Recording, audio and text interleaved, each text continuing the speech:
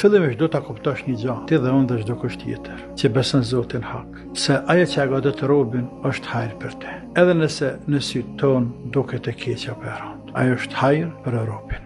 Hajër o për tashmen, o për tardhmen, o për dynja, o për aheret, o për të dyjat. Do ta kuptosh pastaj një gjë tjetër gjithashtu, se Zoti të keqën robit nuk ja don. Po ashtu, rastësi nuk ka, por çdo send është me kader, është me urtësi të kryer. Pastaj, fakti që Zoti e zgjedh dikant me sprovu më shumë, kjo nuk do thot në asnjë rrethon, asnjëherë për jetë se Zoti ja ka inati apo e dona tjetrin që sprovuar më pak më shumë se saktë. E kundërta mund të jetë, por kjo jo. E kundërta mund të jetë në shumicën e rasteve, sepse hadithet ashtu. Idha haba Allahu abdan ibtalahu, kur don Allahu një rob e sprovon. Nuk thot hadithi kur don Allahu një rob nuk e sprovon. Ja, kur don një rob e sprovon. E pastaj, nëse Zoti gjen forcë që nuk kupton sabër, durim, sprov dhe kënaqësi, razillok, jem razi me të që ka që Zoti. Jem razi, kam pajtu me të që ka që Allah Azza wa Jall, i shtohet sprova. Kë prap jem razi me të që ka që Zoti, qatë vjen për Zoti mirë se vjen, i shtohet sprova. I shtohet sprova, simbas imanit ti.